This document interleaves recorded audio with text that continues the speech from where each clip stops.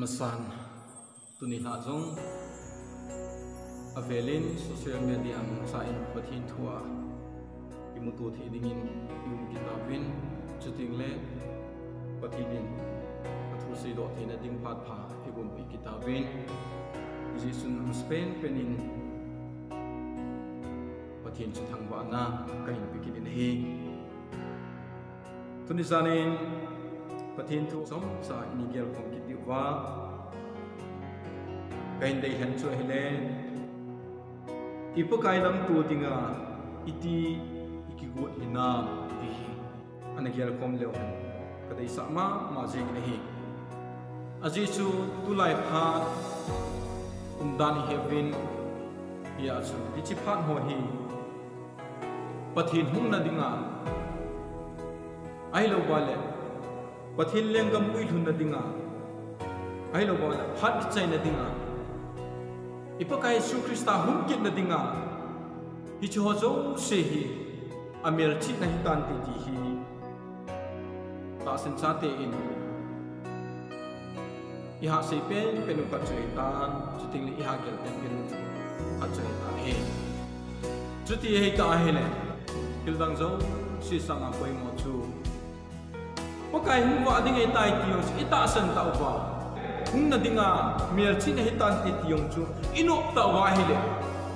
tua hi ho dinga awat kha ma chu piam yai le ipakai lam tu dinga ikigo jing ta ipakai lam tu dinga ikigo chai ta ai lo wale ipakai lam tu dinga hi iti ikigo na ti pa hi khat la khat hi ikido ba ting le khat la khat hi ikise tu ba ikiu yu tu hi koi mo ma ai ta ni achun to kitonin chitu acho sa ki ho na anai nei committee Bible sang inipan sat diu chu Matthew bung som ni langa na chang khana pa hin achung athu pia chun nunga som thu len akiti ne hi hiting chule van gam chu thau mai ki kana mo win nei pu lam to dinga poto nunga som to kite ka ding he alaw wa nga chu lung thim be he ven nga chu lung thim pha hi ve isi na mitile lung thim be chang se chun thau mai aki kanu chun thau tui akan tha pu bin he ahin lung thim pha chang se wang chun thau mai akanu chun athaya thau tui akan tha bin he choi mo in nei pu chu ahung vai ge se in abon cha bin adu thu bin ai mun thu gam taw bin he ahin jan khang ki min vevin mo in nei pu khu alam to tingin ko ton tin aki samtan hi chutain hichi nunga ho chu athoven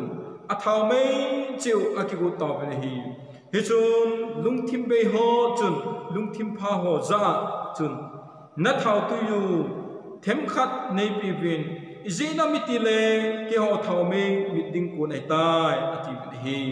ahi wangin lungthim pha chun adon bin in ke ho le nang ho igom wa dingin hingponte chusangin azo ho hinga chevin lang nang ho ding ga ki chota bin ati bin he ahila acho achila nun ti chu achi ka un mo in nei pu chu ahung ta na hi chuin ki go sadema ho chu ama to mo pui na ina thakat in alu ta bin hi chule kot aki khatan ahi chujobin nunga dang ho chu ahung pakai kot ni honun ati bin hi ahilla aman adon ni ta bia ka sei ni ve ke man nang ho ka he phu ve ati tai iji chun ki ging jingin umun iji nam ni tile ani khu ani dan ta chu na ho ne pu ve pathin thu lo pi ta sim do na pathin ni bon chawa dingin avelin phathe bo bi lang iji nunga asom ho pakai lam tu dinga akiku dan mo in nei pulam tu dinga akiku dan wa ko ni e ho jong ipakai lam tu dinga ikiku dan chomcha vat ka na anani uti I Bible changwa isim ba ole imu chu ipiham itia hile van gam chu thau me ki kanamo in nei pulam tu dinga ki go ho ta te ka ai ding hi chi nunga som hon mo in nei pu hung na ding lam tu dinga ki go sadema au mu to tu la ya I Christian in ko jong te ka chu ai nei phat khat ting le pakai su Krista hung ding he ti wang hi ibon chike wa ina uche zon bung som le lina chang thun na chu isima hele keima na hodi mun sema ka chi a chule ka hung pui ki ding nahi ve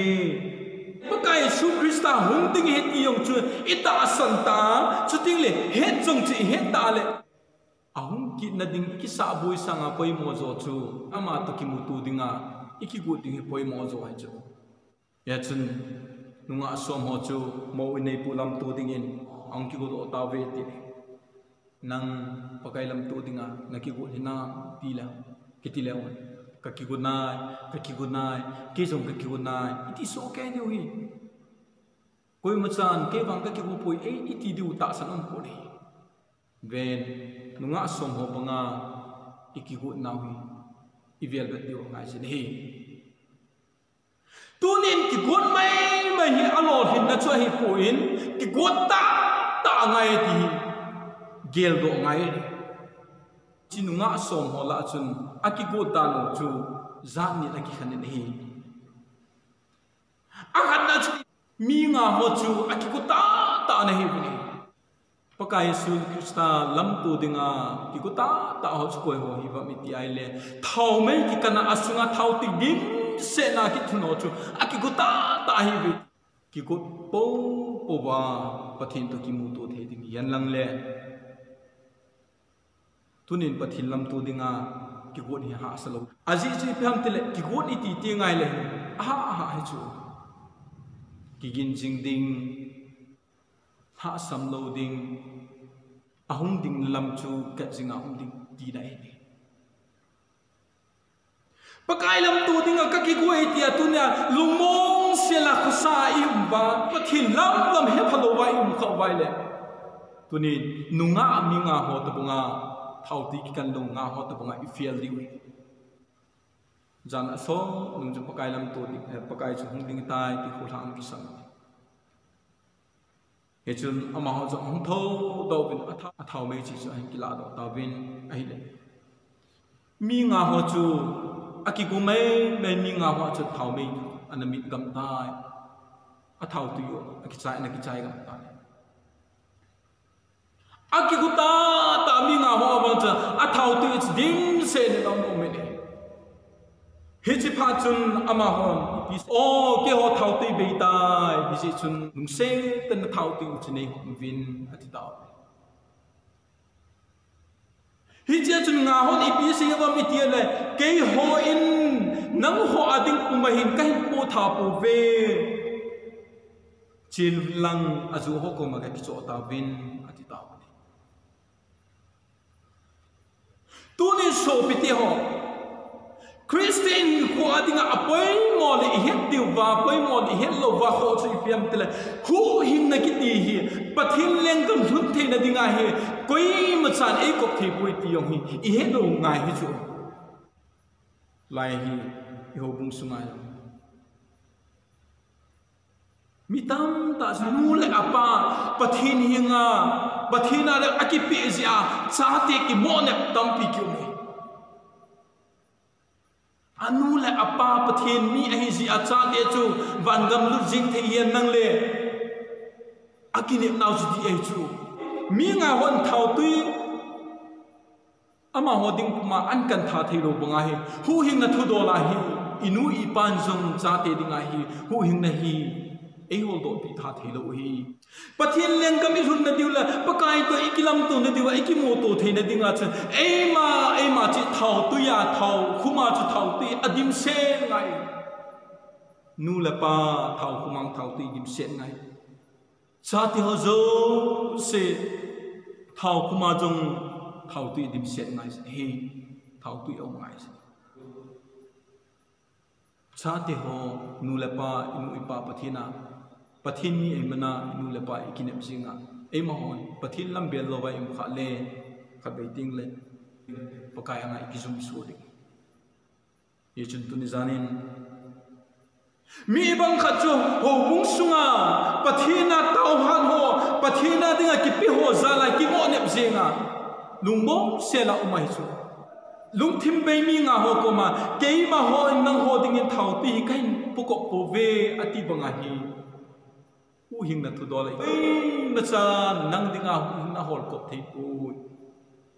ke ma ji ki chung koi ma cha ding in hu hing na ka hol ko thei pu ka ngai pen ka ji ding ka hol ko thei pu ka ngai pen ka cha ding in ka hol ko thei pu ka in sa ka nang ding ka hol ko thei pu ai la tunin iki kop the nau chi piam tin la ahu hing na thu pha ise wang hi ichi iki kop the nau pe pastor hon evangelist hon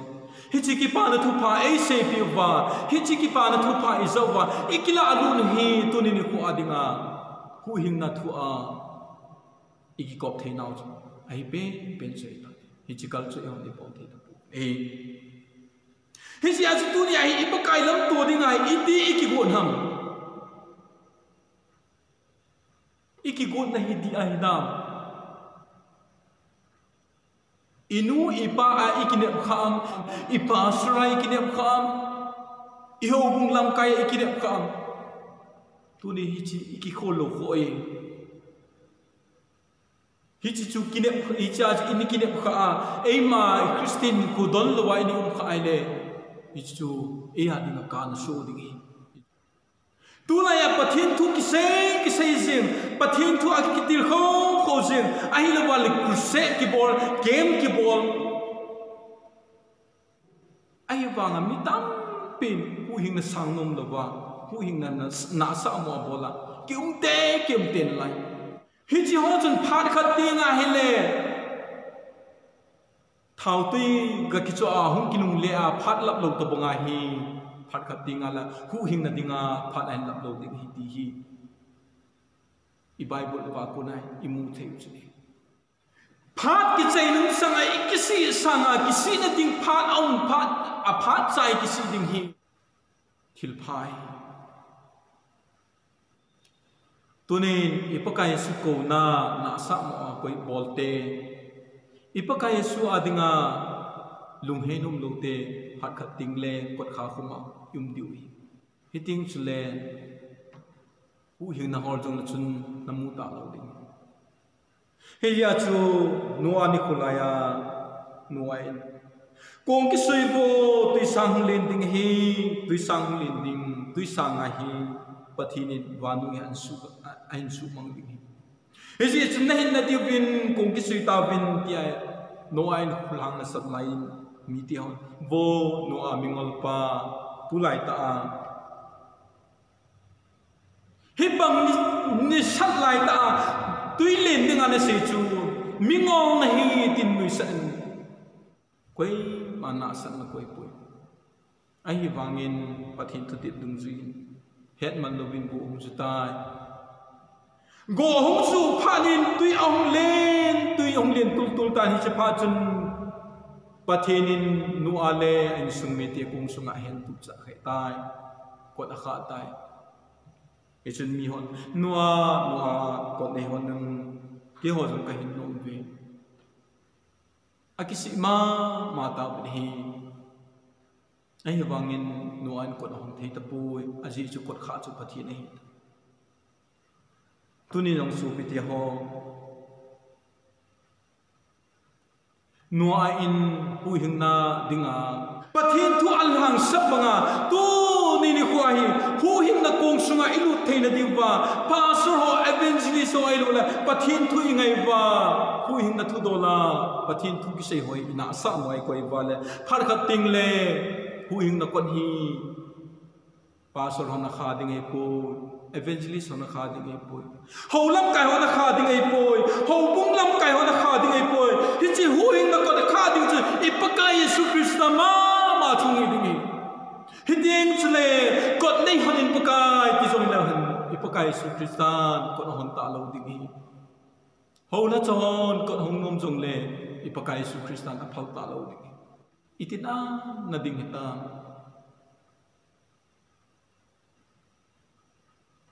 yun tuniin hijin nunga nga hoi at kisay ning sa pakay kot day honin atia pakay sulkin man nang ho kahipot pubi ati tabong bong ito lo di ba tu phat pe nahi ipakay lam tu dinga ikiko dani isu dia ikiko dani vel pe nahi aben vela ikiko lo ti ko ta nahi ya chu tulai leisit chung til suai pakay hon dinga thangko nai tan di pakay hon dinga melchi nai tan ti tunin kiche ta nahi nai le Christian ko hi iki khol lo khoi iki sudi lo kho tai ti tuni zanin asai na pen sei no Ecclesiastes tilzo sim pha na nei ati bangin tuni zanin zong hu hingna dinga zong pha na mi chuting le kisi na dinga zong pha na mi pathin hol na dinga zong pha na mi hi aso aphat chahi kalisun do wa aphat chahi ki pat do lo vai le phat hi agi sang phat jong kin lai ding hi chiam na lo ding chun tunin tulai le si chung til su ai ki til ho utin tulai banui le si til su akunin phat dan heu hitin phat su to dan heu hitin pathin lam ma hin ho pi hutin pathin lama phat pi leuhan nunga nga ho banga pakai to ikilam pu na pakai lam tu dinga ikikut na lol hing ding hi pathin tu isei do na ipakai lam tu dinga iti ikikut hinam ti hi tunizana ichi thudo ai to bongai e hole ki dong mai tin pakai lam tu dinga ikikut dan ho chutia pathin to kimutu dingin pathinin athu ibong chawa dingin phathi bu pitaw hen